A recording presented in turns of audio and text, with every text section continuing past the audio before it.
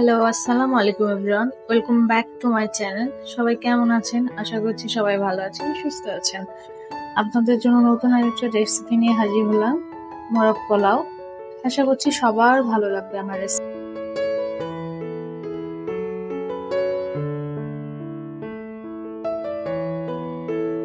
চলুন এবার তাহলে রান্নাতে চলে যাই। এখানে আমি আজকে ফার্মের মুরগিটা ব্যবহার করেছি। আর এখানে আমি এভাবে করে লেগ পিস এভাবে কেটে নিয়েছি। আর দেখতেই পাচ্ছেন আমি কিভাবে কেটে নিয়েছি। এবারে আমি এটাকে লেবু দিয়ে কিছুক্ষণ ম্যারিনেট করে রাখবো, সেজন্য আমি এখানে লেবুর রসটা দিচ্ছি।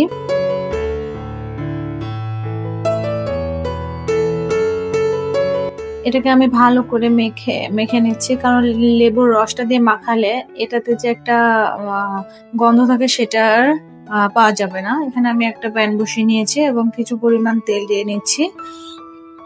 তেলের মধ্যে আমি এবার হালকা করে এই মুরগির পিসগুলোকে ভেজে নেব। এটা আমি একদম বেশি ভাজবো না, কারণ বেশি ভাজলে আবার দেখা যাচ্ছে যে মুরগির এই মাংসের ভেতরে কোনো রকম মশলা ঢুকবে না। এই জন্য আমি এটাকে হালকা করে ভেজে নেব।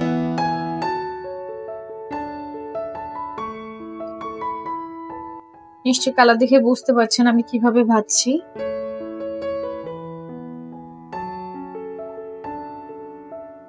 এটা আমার ভাজা হয়ে গেছে। এবার আমি একটা চামচের সাহায্যে এটাকে তুলে নিচ্ছি।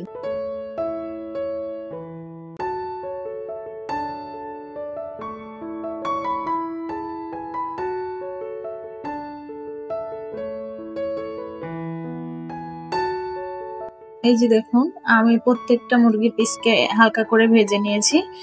এবারে আমি এটাকে আবারও ম্যারিনেট করব। এই জন্য এর মধ্যে দিয়ে দিচ্ছি টক দই,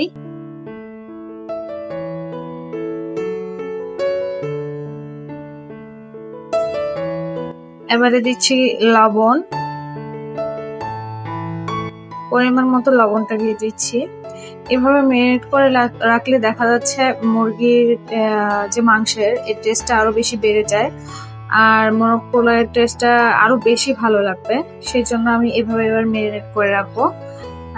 এটাকে আমি আবারও দিয়ে দিচ্ছি গুঁড়ো যে মরিচ আছে সেই মরিচটা আমি দিয়ে দিচ্ছি, মরিচের গুঁড়া।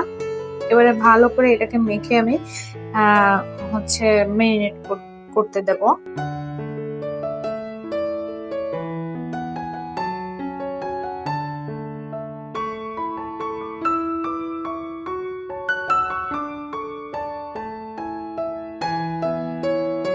পনেরো থেকে 20 মিনিটের মতো এটাকে আমি ম্যারিনেট করব। এবারে এ পর্যায়ে আমি এখানে যে তেলে আমি মুরগিটা ভেজে নিয়েছি সেই তেলের ভিতরেই আমি দিয়ে দিচ্ছি কিছু পরিমাণ পেঁয়াজটাকে ভালো করে নেড়ে চেড়ে একটু লালচে করে ভেজে নেব।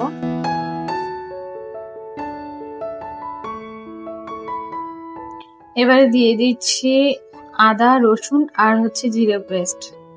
আপনারা চাইলে জিরে পেস্ট বাদ দিয়ে জিরের গুঁড়োটাও ব্যবহার করতে পারেন। এবার আমি ভালো করে এটাকে নেড়ে চেড়ে নিয়েছি। এবারে দিচ্ছি একটু ঘি।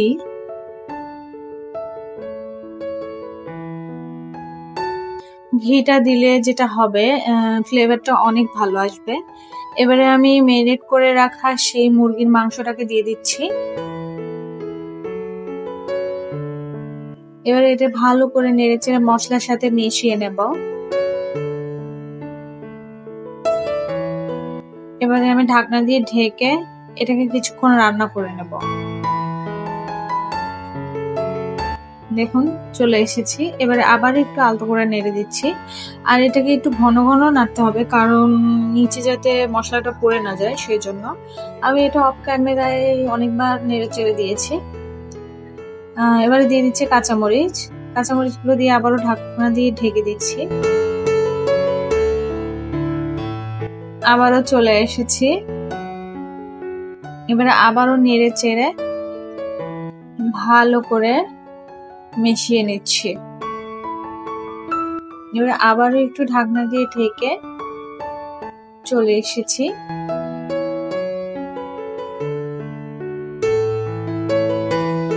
এবারে আমি এটাকে তুলে নেব, কারণ এবার আমি চাউলটাকে মানে ভাতটাতে রান্না করব।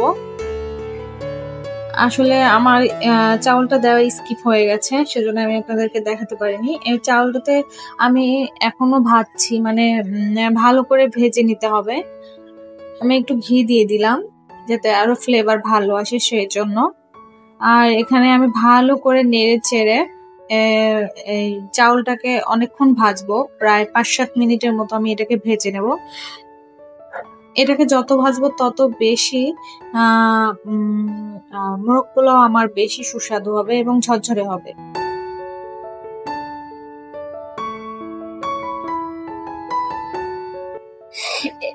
এবারে আমি এখানে অ্যাড করছি গরম পানি, আর আপনারা অবশ্যই এখানে গরম পানিটাই অ্যাড করবেন।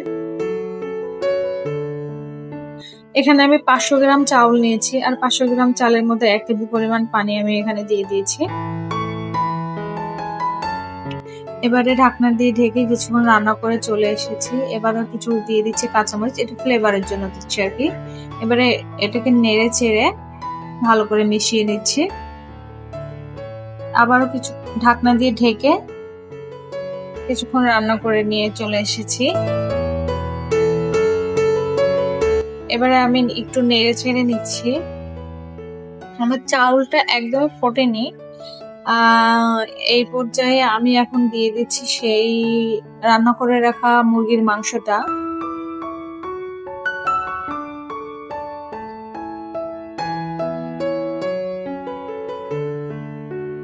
এবারে মুরগির মাংসটাকে দিয়ে আমি একটু ভালো করে নেড়ে চেড়ে নিচ্ছি।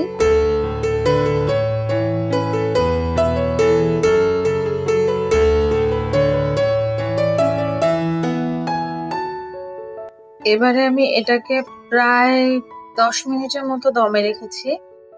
আমার এটা একদম হয়ে গেছে মোরগ পোলাওটা। দেখুন চাউলটা একদম ফুটেছে।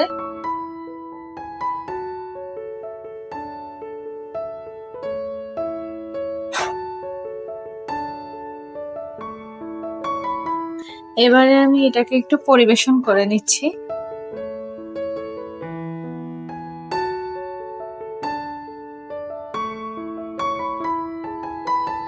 আর আমার ভিডিওটি যদি আপনাদের ভালো লেগে থাকে প্লিজ একটা লাইক এবং সাবস্ক্রাইব করে দেবেন, আর সাবস্ক্রাইব করে পাশে থাকা বেল বাটনে একটা ক্লিক করে দিবেন যাতে আমি কোনো ভিডিও ছাড়ার সাথে সাথে নোটিফিকেশন পৌঁছে যায়।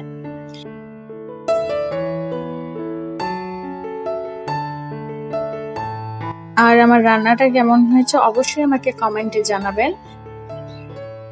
আর আবারও দেখা হবে পরবর্তী কোনো ভিডিওতে। সেই পর্যন্ত সবাই ভালো থাকবেন, সুস্থ থাকবেন। আল্লাহ হাফেজ।